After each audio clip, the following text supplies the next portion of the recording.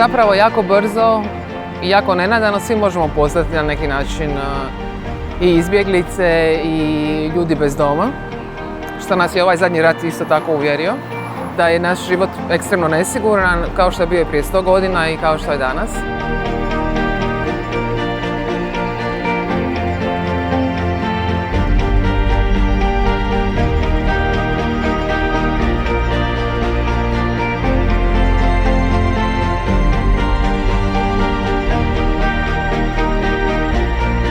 Rijeka je oduvijek bila otvoren grad i danas ponosno stojimo uz izbjeglice.